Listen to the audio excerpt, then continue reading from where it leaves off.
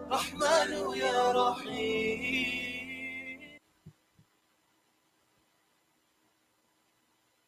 Welcome back, and you are tuned into the Nafeesa Dangor show, where we're enticing you into a better space. What a phenomenal human being, Alia Ahmed, sharing her project on the prayer mat we share. Wow, I think it was absolutely amazing to think that just, one prayer mat, the type of connotations it had attached to it was so unbelievable to see how she's taken this prayer mat and connected people together, and gotten their memories and, of course, their messages out there and started connecting people together. So we're looking forward to her getting her docu in place. And that's something I think we should all be watching, that space on Alia Ahmed. But now into a different conversation. With me on the line, I have Brother Rayhaan Jivan, and we're going to speak to him as an educator about the leaked matric papers and how learners and teachers can maintain a positive attitude despite these unforeseen challenges. Assalamu alaikum wa rahmatullahi wa barakatuh. Wa alaikum assalam wa rahmatullahi wa barakatuh. How are you, Nafeesa? How is everyone there at the studio? Alhamdulillah, we're all doing well this afternoon, except for a very hot Thursday afternoon here in studio. How's it on your end of the world?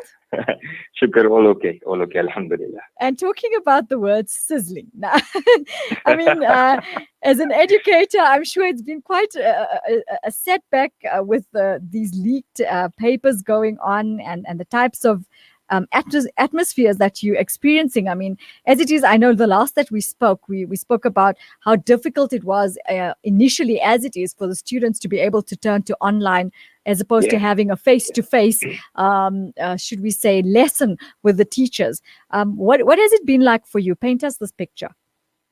So we're currently in the hot seat. We're currently in the hot seat. The thing is, there's a lot of question marks now that has been brought up in terms of the credibility of these examinations that are taking place in certain provinces. And they noticed that it's purely Limpopo and Gauteng where the papers are getting leaked. And this is not the first time. If you just go back within the next, in the 5 years, 2015, the life science paper was leaked. In 2016, the maths paper was also leaked, in both in Limpopo. And earlier in 2018, there was a principal that was dismissed for giving answers in a geography paper for grade 12. Right. So these are serious issues that are coming up, and the quality assurance body such as Umalusi is now saying that the integrity of the examinations that are taking place in these provinces are being questioned, and the integrity of them, the credibility of these examinations. And it's a bit crappy because as a teacher, as an educator, there's also only so much we can do on our end. Right. And it's questionable in terms of how do these papers get leaked, because from my understanding, the paper gets picked up from the morning of the paper. It's actually on the morning, and it comes sealed to the school. We open the paper in front of the matrics, a sealed box with sealed papers in plastic packets. And the thing is, the paper that was leaked was leaked via social media platforms such as WhatsApp, and was shared. That's so hectic.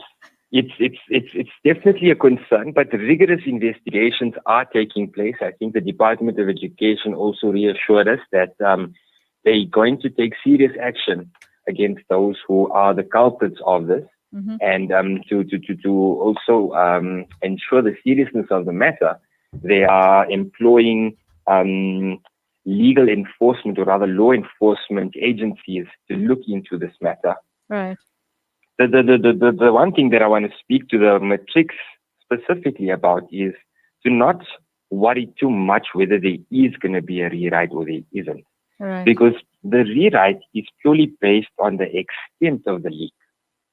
So depending on how far and wide this paper was leaked, Wilma Lucy and the Department of Education decide if there is going to be a rewrite. And if there is one, only those schools where the paper was leaked will rewrite.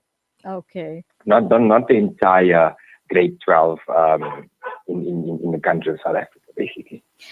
I think that's alleviated a lot of misconceptions, because I think what has happened is everybody started getting all Yes. stressed out, thinking, "Oh no, here Yes. we have to rewrite this paper all over again." And I mean, a matric on its own is such a challenging, should we say, thing for all the students that are out there. It's the last paper for their new life is having to Yes. go into university. So I think it has a lot of meaning. So having to do Yes. this is, I think, all the more stressful than what it was before. And speaking about that, I want to speak about two kinds of learners that I came into contact with. Those weak learners who actually look at the rewrite as another opportunity. Okay, this is cool. Maybe we get another opportunity to rewrite. It's fine because the paper didn't go too well. We can redeem ourselves here. Right. But then you look on the other side of the spectrum, and those strong learners, they're like, but we put in our effort. Why should we suffer from those who wanted the paper? And I just want to make reference to one of your guys' docies. I think you guys spoke about taking your pills or take your pills. Yes, that's And right. and I think that would be really appropriate for me to bring this up in this conversation, because that pressure to do well, I think that's the driving force for these learners to actually want to go and sift out and get the paper.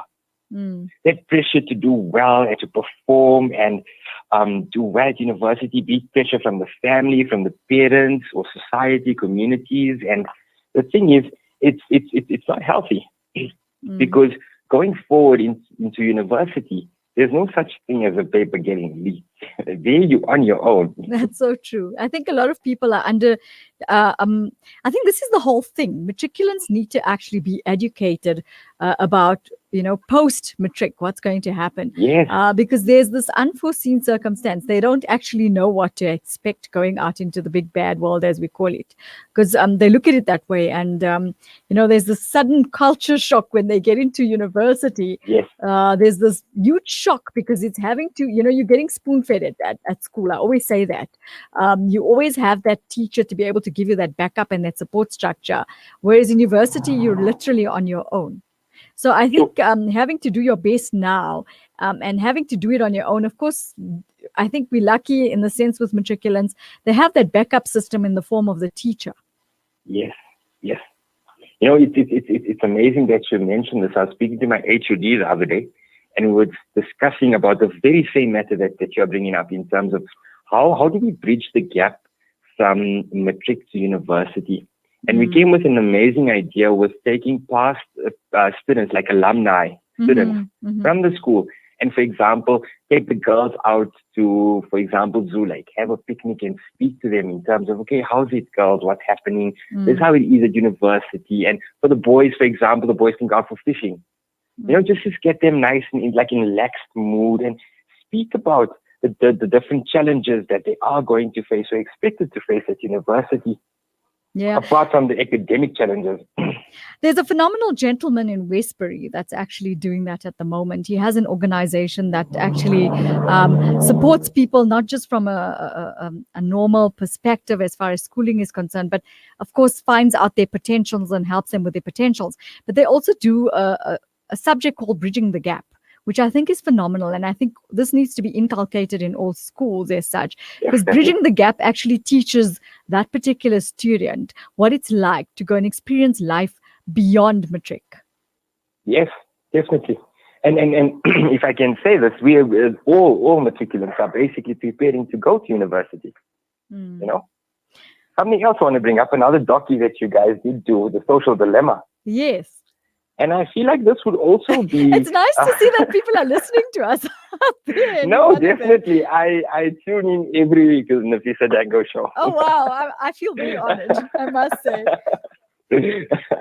And it's amazing that this paper was leaked via social media platforms, and these guys they know everything that we do on the social media apps. How could they not pick up? Why don't they check for things like this?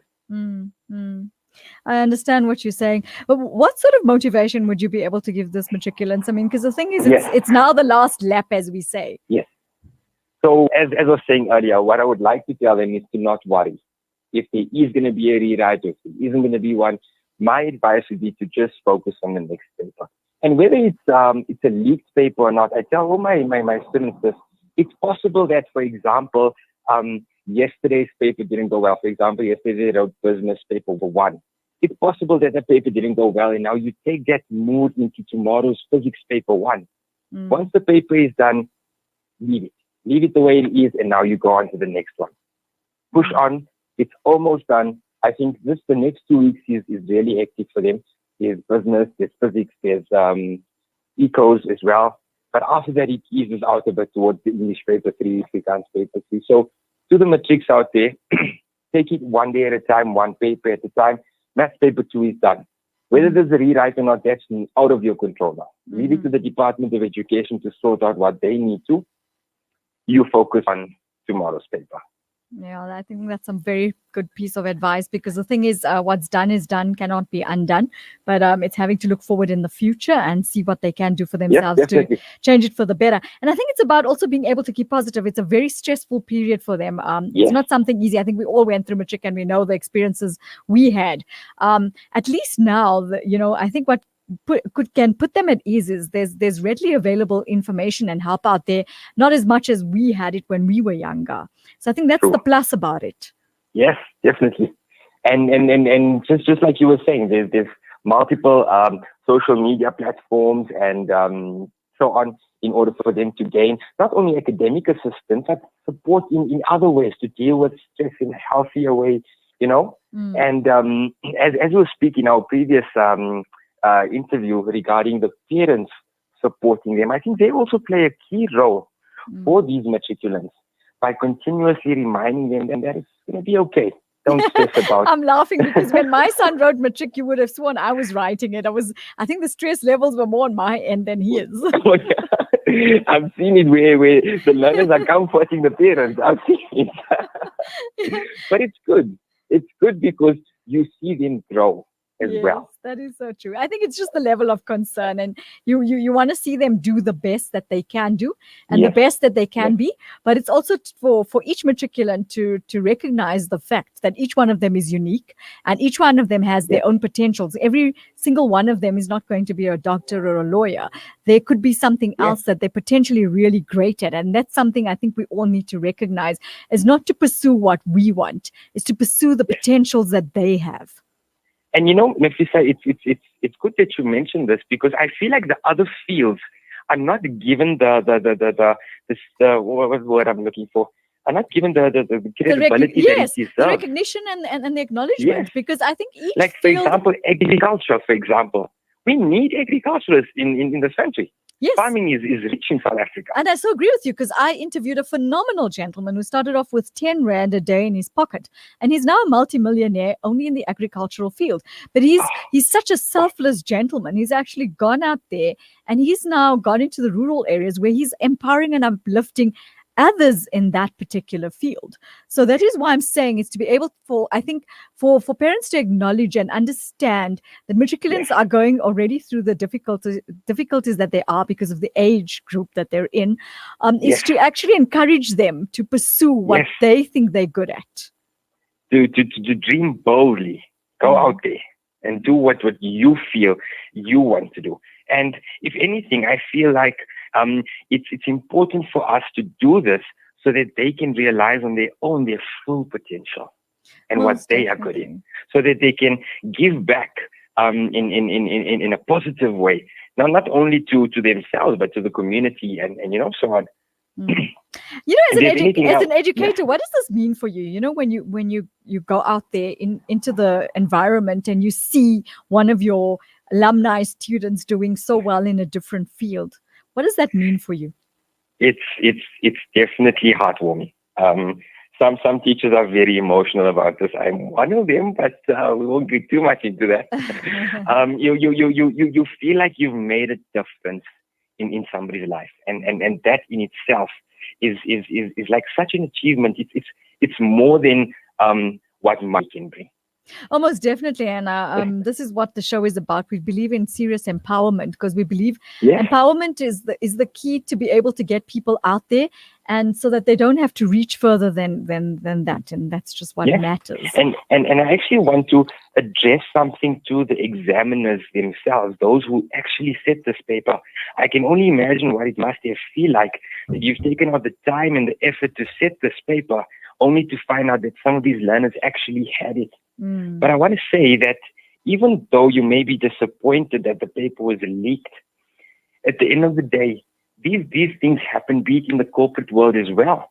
The only difference is, a paper is leaked. In the corporate world, you get fraud and monetary values are lost and so on. But at the end of the day, we should still try and give these learners a full and fair chance every year, whether the paper leaks or doesn't leak. That is so true. And to still continue to set at the standard where we feel it will be adequate to test these learners going forward. Yeah, most definitely. But thank you so much for joining us this afternoon. It's been a phenomenal discussion. We just wanted to, of course, during this period of time, encourage all matriculants to just go out and do their best and be the best that they can be. Each one's potential is, as I said, unique. And that's something that they need to tap into. And we were hoping that, one of the organizations decides to bridge that gap and help them move forward. Yes, thank you so much for having me, Nafeesa. The pleasure was mine. We both speak again. Inshallah. And we wish you the best. I mean, I'm sure the teachers are as stressed out as the students are. Yes. But all the best. Yes, and thank you so much. We'll chat to you so soon. much, You take care. Okay. Assalamu alaikum. Wa alaikum salam wa rahmatullahi wa barakatuh. Brother Rayhaan Jivan giving us a different take on, of course, the paper that leaked, but having to maintain that positive attitude despite these unforeseen challenges, I think is very important. And for matriculants to just go out and do their best. And of course, some words of inspiration, asking them to entice themselves into a space where they feel comfortable with the types of things that they would like to do, and for them to recognize their own potentials going forward. We're going to go for a quick break. We'll be with you in a bit. Listen to something fresh. Listen to Salam Media, your humanitarian broadcaster.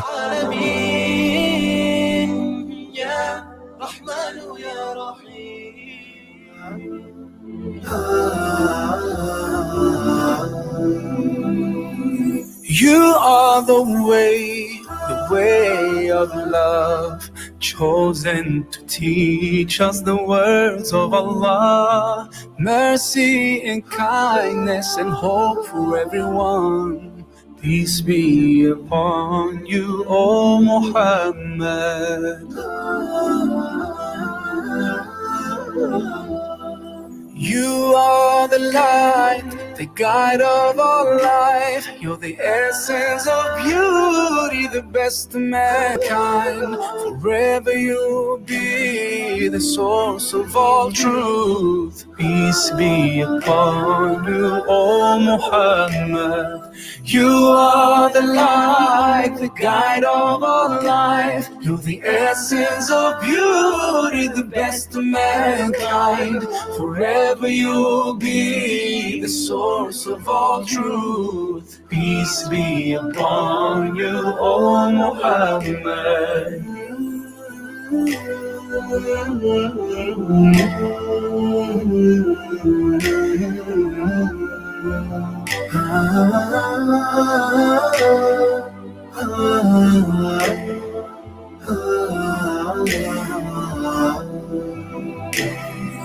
Even though I can't see your face, your presence is always all around me. Your name's on my mind every single day. Peace be upon you, O Muhammad.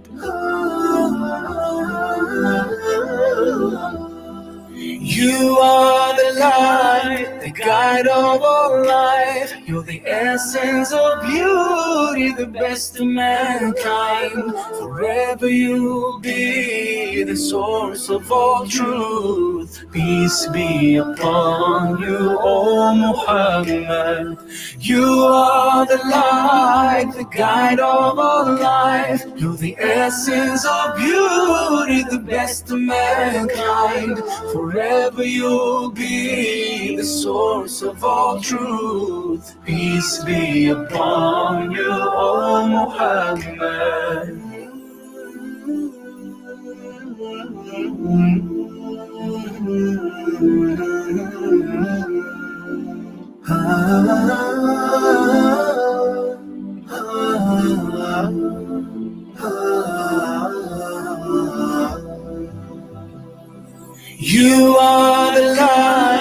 guide of all life. You're the essence of beauty, the best of mankind. Forever you'll be the source of all truth. Peace be upon you, O Muhammad. You are the light, the guide of all life. You're the essence of beauty, the best of mankind. Forever you'll be the source of all truth. Peace be upon you, O Muhammad. Peace be upon you, O Muhammad. الصبح بدا الصبح بدا الصبح بدا الصبح بدا الصبح بدا الصبح بدا الصبح بدا الصبح بدا الصبح بدا من طلعته والليل دجا من وفرته فأقر رسلا فضلا وعلا أهدى السبلا بدلالته فأقر رسلا فضلا وعلا أهدى السبلا بدلالته الله الله الله الله الله الله الله الله